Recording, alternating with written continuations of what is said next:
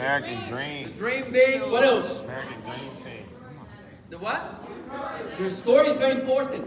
One day you're going to be telling your story in front of everybody. Sheesh. You need to picture that. You need to picture yourself with a big team.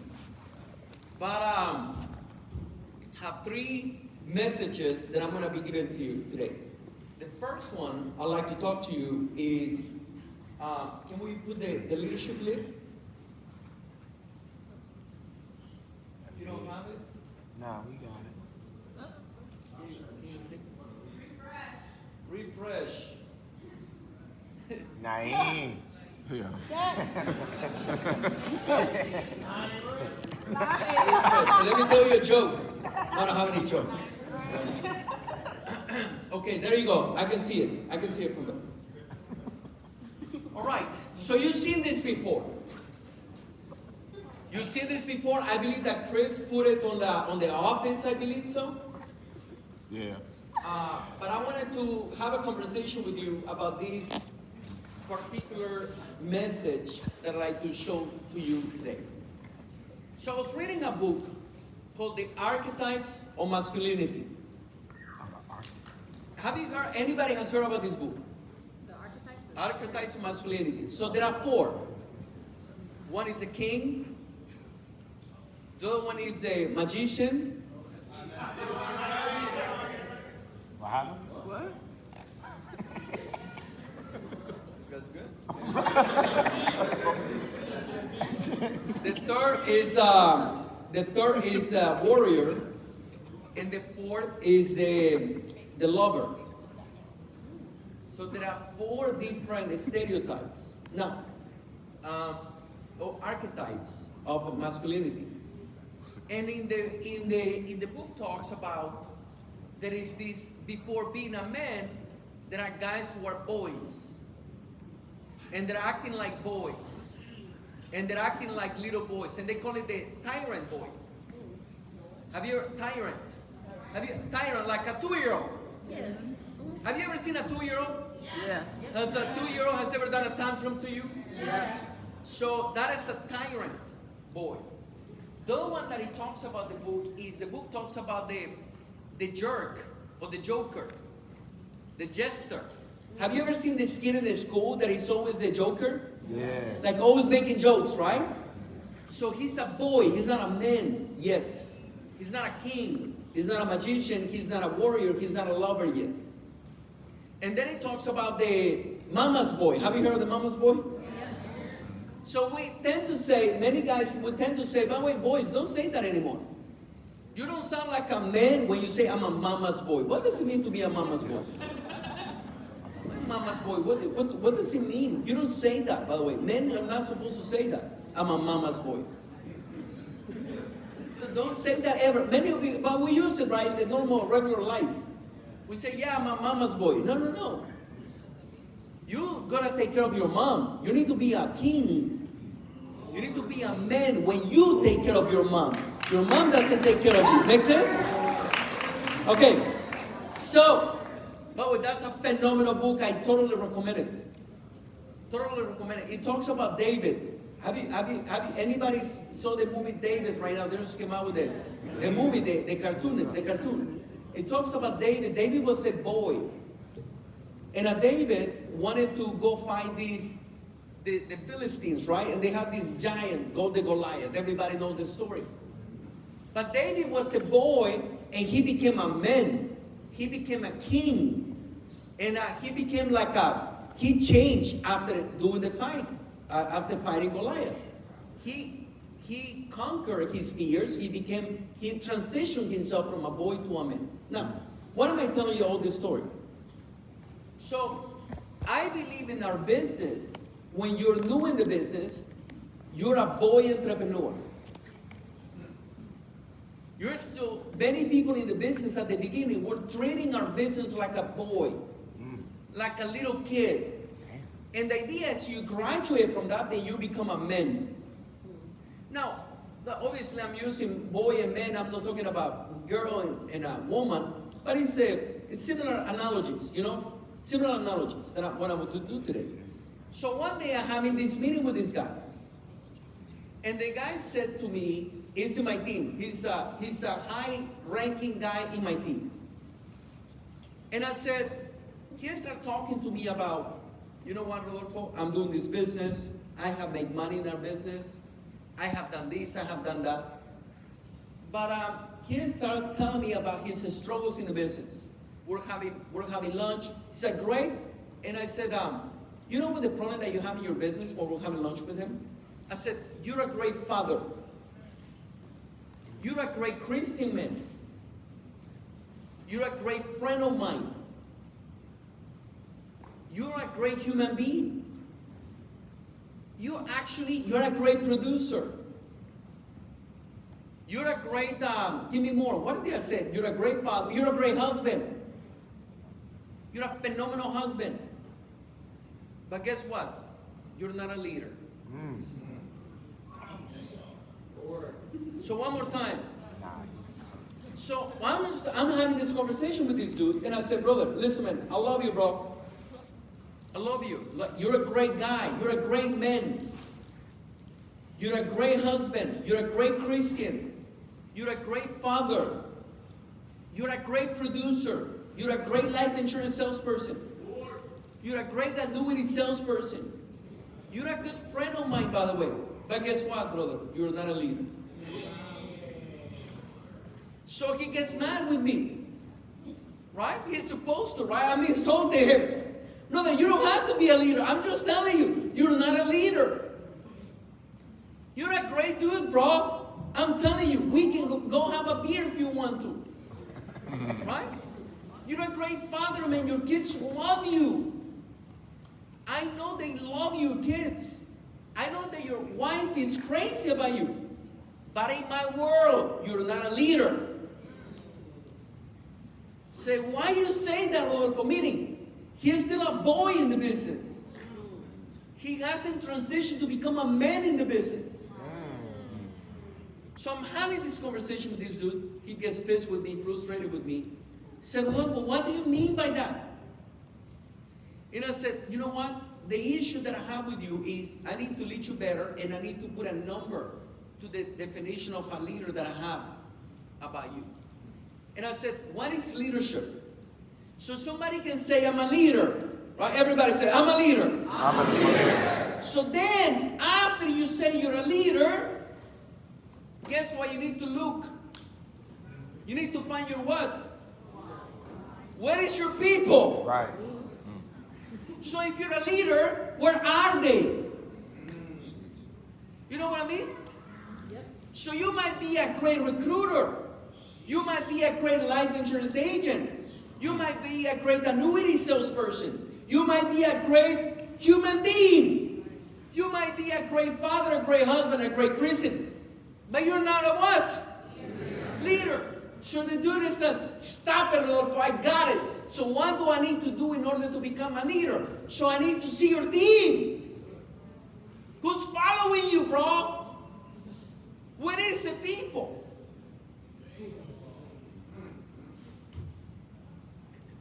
So we started writing down. And we say this, listen, bro, very simple. If you came to the meeting alone, if you came by yourself, awesome, we love you, bro. You're not a leader. Whoa. Why not? Because you didn't influence at least one other person.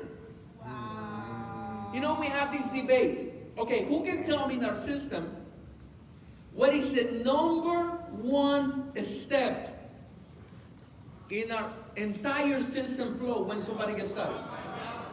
Meet the spouse. Why does it say meet the spouse? It's influenced, but why?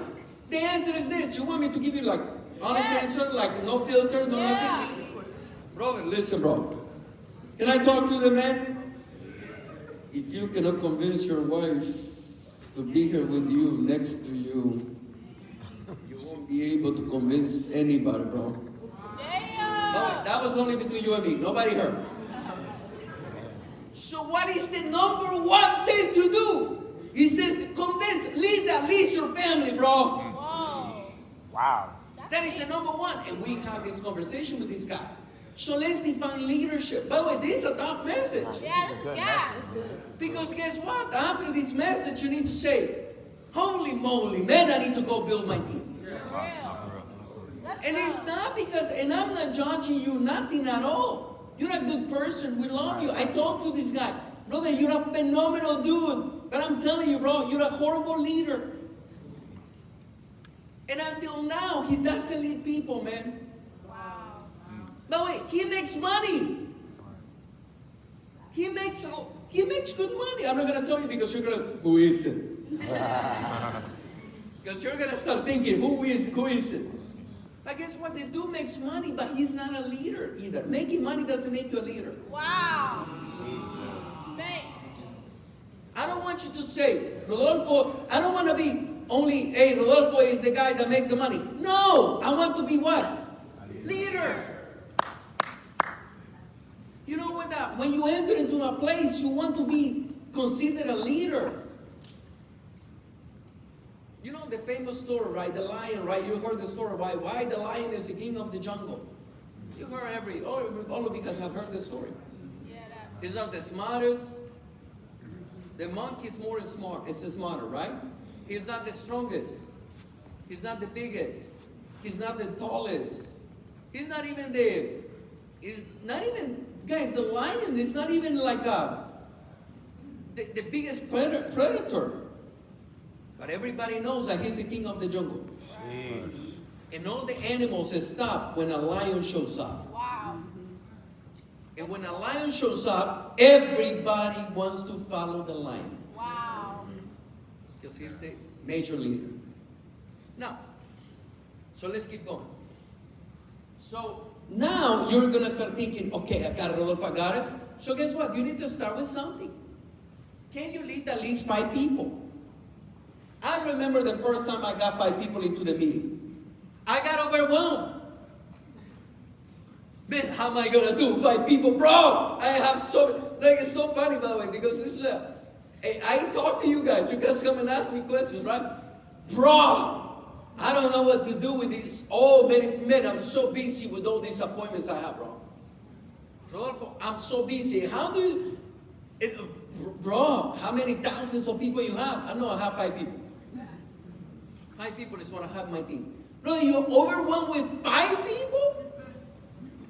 Yeah, bro, 5 people, bro. You're doing your little meeting after the meeting. And you call that team my team. Have you ever heard that? That's my team. Really? Yours? Since when? You need to delete that from your vocabulary. This is my team, my team. Stop saying that stuff. Nobody's yours. Who owns you, by the way? Are you from somebody else? Don't use that word, by the way, ever. My team. I don't like that. I tell my guys, you shouldn't say that, my guys, right? I tell the team, this is not your team. It's not even my team. Who told you it's your team? That's a different mindset. Anyway, so you start with 5. If you have 5 people, congratulations. You're a trainee leader. Okay, now let's see who has 10 people. Raise your hand if you have 10 people right now in the room. Please stand up if you have 10 people in the room over here within your team. At least. Minimum. Make some noise for them. Good job. All of you guys have 10 people or more. 10 people or more. You know what it is? Awesome. But you're not there yet. Grab seats. We call it 10. If you have 15 people or more. Oh wait, this is not easy though. Nobody told you it was going to be easy. Being a leader is not easy. Being a father is not easy. Being a husband is not easy. Being a warrior is not easy. Being a king is not easy. Well, guess what? 15 people, you're rookie. 25. Stand up if you have 25 people or more over here in the room. Make some noise for them. Good job.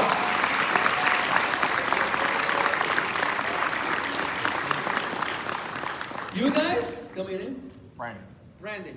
Samila, you're doing a phenomenal job. By the way, Samila, I was talking to Mike and JJ. I said, how old do you think she is?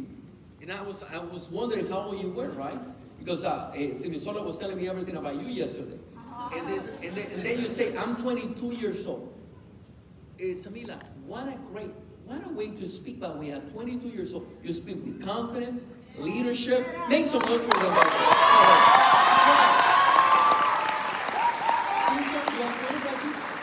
What's your name? Huh? Jared? Phenomenal. Who are you working with? Chris. With Chris. You have 25 people over here in the room? Make some noise for him. Good job. We know you guys, okay? Now, 35. Anybody have 35 or more? Okay, see me and see. We call you the next leader. If you have 35, keep it standing. Anybody has 50 or more?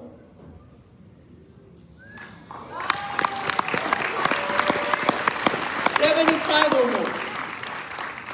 So how many you have? That's like 55. 55. You know, in my world, you're a good leader. You're a good leader. You guys are good leaders. And then we have Caesar. How many you have? 161 people. Make some noise for them.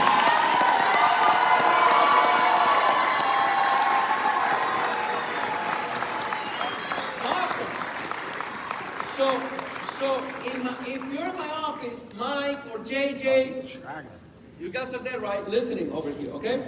So if you're here with me in my office, Caesar, he has 161 people, right? Is what you guys have. The Giants have 161 people. You're considered a leader of leaders. You come to Houston office, both of you guys come to Houston office, we consider you leaders of leaders. Because you know how to handle over 100 people. You know the prime? You know how to recognize that? How do you guys recognize that? You guys need to recognize the leaders in your offices. And this is the ultimate. This is the ultimate. This is the ultimate level of leadership. Where is the people? We the people. No. Where is the people? You guys need to train on this. You know how often you need to train on this? Every day. All the time. And but it's hard. Because guess what? Then we can go from 100 and guess what? And sometimes we dropped.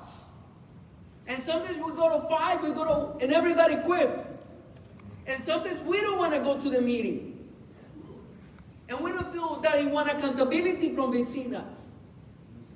And we don't feel grateful. And guess what? We don't want to go to the meeting. And guess what? That day is when the darkness comes and we want to quit. And guess what? That day we start being leaders. And we start being followers.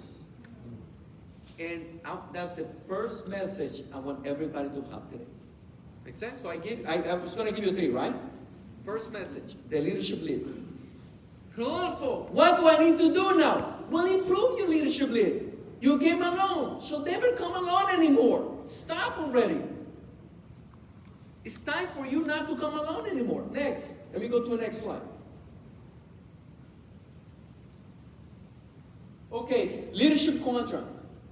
Okay, this is very important. There are people, so in their business, you know, we need to emphasize, if you go and talk to JJ, you ask JJ, why did you move from Los Angeles to Houston? You come and ask him. But wait, you don't know I want to ask you that. But let's just say, can you come? Can you come? Run, JJ, run. This is JJ Torres, right? So let me put it to like this. Come over here, come on. So JJ, he came all the way from California. He doesn't know. He doesn't know that I was going to ask him. But he used to live in California. He was in mortgages. He had a $3 million building. He was a very successful mortgage guy. He was doing very good in the company, in his company. He left that career, moved his family with 3 kids. He moved his family to Houston to work with us. Why did you move? Very simple. Values and principles. That's it. But can you explain that? Elaborate. Yeah, so, you know, I was coaching with Patrick and David, right?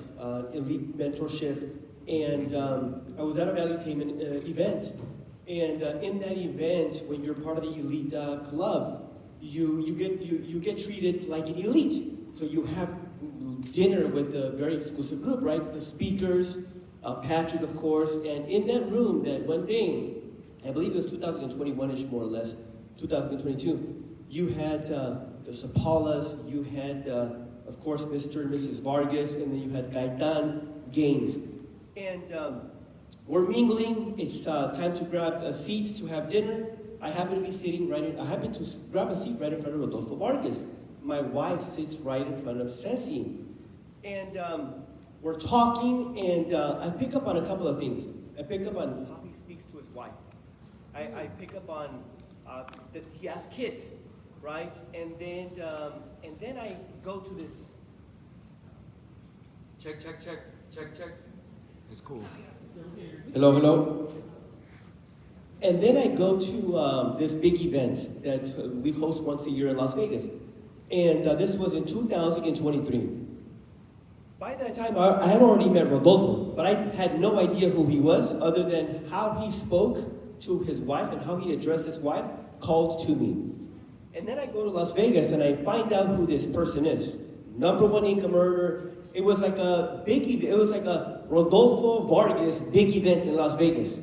I come back, I call you, and I say, hey, I was at this convention and I know who you are now. I think I want to do this business.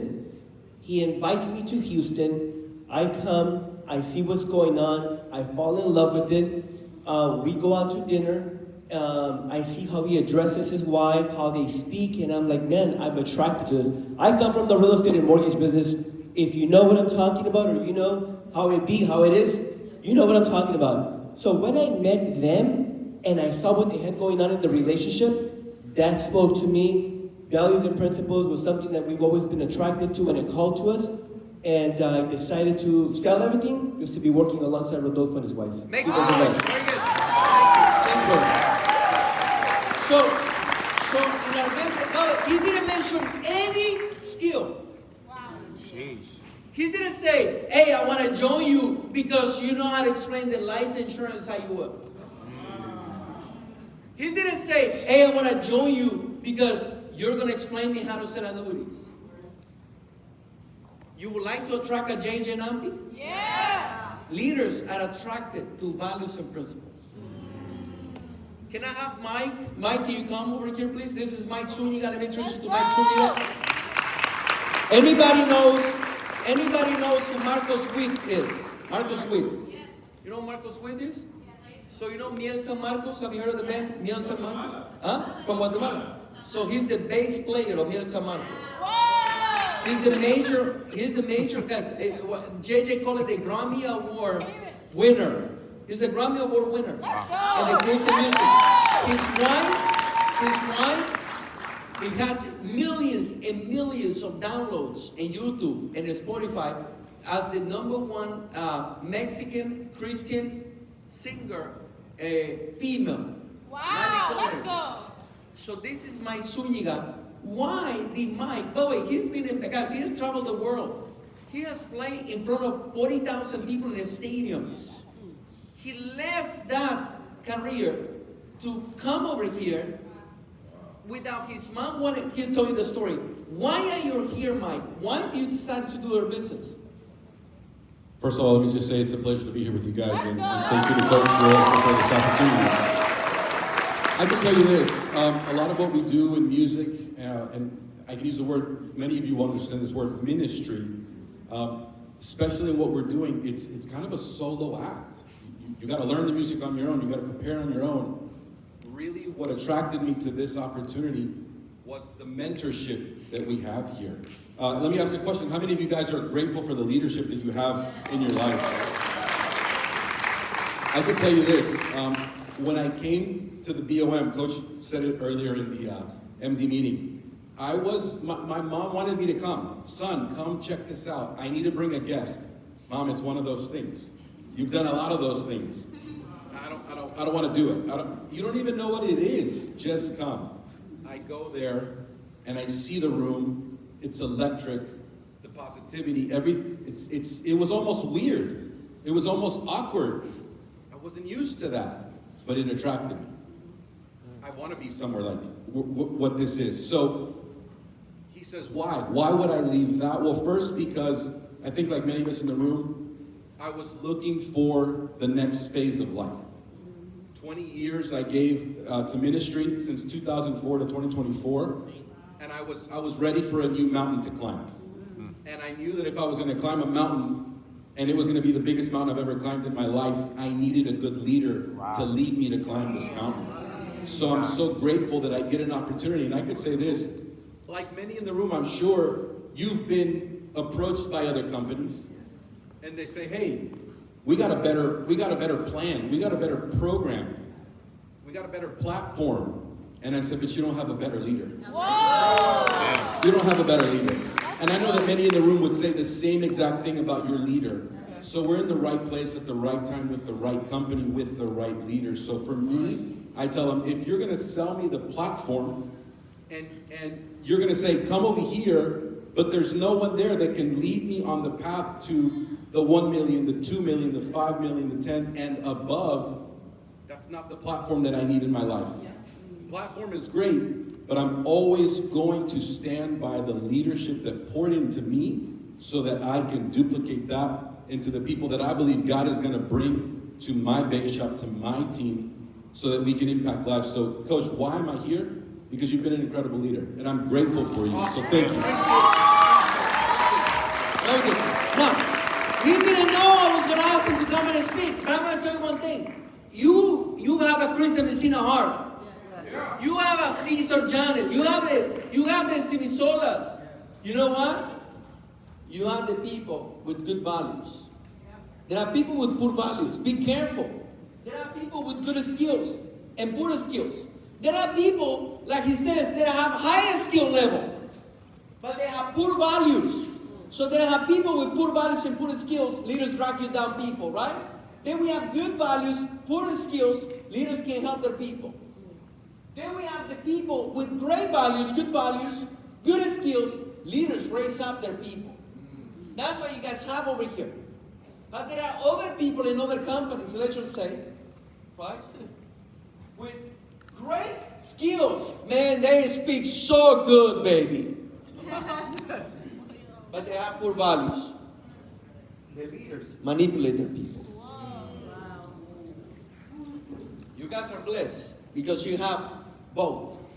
You have people with values and you have people with skills. Make sense? And let me finish with this. And I just want to mention this. You already know this. And when you're doing this business, my question is, how grateful are you by you doing our business? What is your conscious level? Are you vibrating on a power level or in a force level? Are you grateful of what we do? When you come into a meeting like this, you come with blaming. You know, I'm a Catholic, and in Catholic, we're going through Lent. And in Lent, we need to give up something. Right? Some people give up alcohol. Some people give up smoking. Some people give up TV. Some people give up many things that they give up. You know what I'm giving up? In the next 40 days? 0 complaints. Nothing. It just happens when you make a lot of money, you complain a little bit more. So that's not going to be me. Oh my gosh, I don't like that. Oh my gosh, only? Man, the steak was not perfectly cooked. Oh, it's raining. Oh my gosh, the Ferrari. It's going to be dirty, the Ferrari. Oh my gosh. Stop it, Rodolfo. You used to drive a Toyota Tercel, brother. You're from El Salvador, brother. You don't even speak English, bro. Oh my gosh, the streets over here. Oh, the streets over here in Houston. Oh my gosh, so many potholes. It's gonna mess up my new Escalade. Stop it! That's what I'm giving away. Now, What are you gonna give away in the next 40 days of Lent? Maybe you need to give up something. I'm giving up complaints. No, I have zero complaint. You're not gonna hear one complaint from me. Zero. Then after 40 days, I can complain. No. I cannot wait to see you guys winning so bad. I'm so happy to be here. You have no idea. Thank you, Chris Vecina Hart, for inviting me to be here today. And I cannot wait to spend time with you guys in the after party. And with that being said, congratulations for this phenomenal faster school that you guys are doing. You're setting a great example for everybody in the company. Phenomenal job, guys. Congratulations.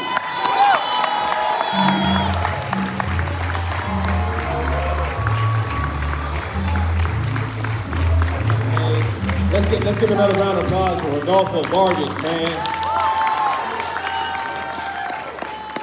You did an amazing job. Takeaways. Go ahead. Leaders are attracted to principles and values. Let's go, Trina. I'm biased. I like that one. That's my favorite. One. Anybody else? Anybody else? Any takeaways? Go ahead, Lockwood. Making money doesn't make you a leader. No, it doesn't. You know what's crazy about our business? If someone makes a high income, $1 million, $2 million a year, that probably means they have taught someone else to make $1 million, $500,000, $250,000, 6 figures, etc. That's what I love about insurance. One more. You're not a leader if nobody's following you. Ooh, what was that one more time? You're not a leader if nobody's following you. Gotta have people following you. Awesome, cool. We're coming down to the wire, y'all. Our last 2 speakers. Then we got the after party. Who's excited for the after party? Yeah. People still trying to qualify. People, I see some people say, I heard submit the app. You submit an app. I see you. Okay, she's trying to qualify. She submit an application. Right? Okay, awesome. So, our second closing speaker. Then we're gonna bring up the closing speaker. Who's excited? I'm excited. Let me see here. Let me confirm. Perfect. Awesome. Cool. So now, guys,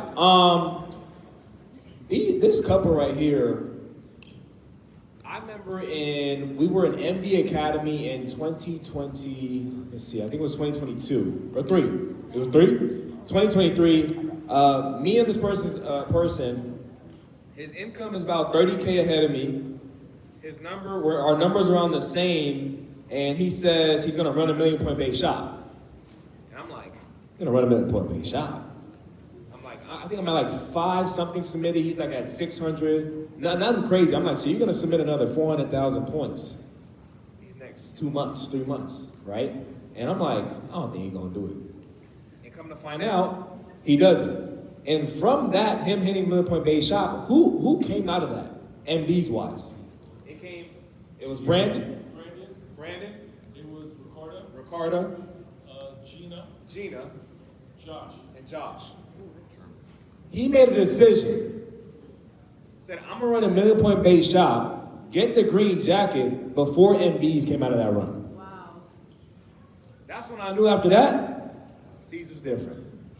And then now, you bring in his wife Yvonne to the mix now, I think they're probably gonna hit Chairman's Council this year. Not probably. Not probably? Not probably. They don't make any noise. I didn't hear LAL. Y'all think y'all hear Chairman's Council? Out of over 100 recruits in a month, and by the way, you have a leader that's leading from the front. He's the #1 in personal submitted points for the month, also in all of SOS. Let's go.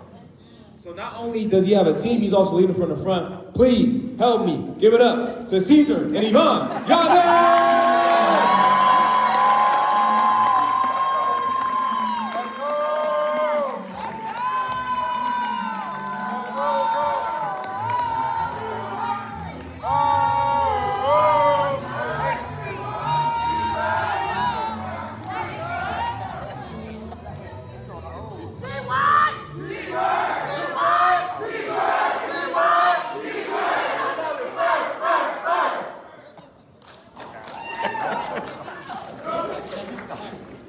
How's everyone feeling? Amazing. How's the high EEI going on?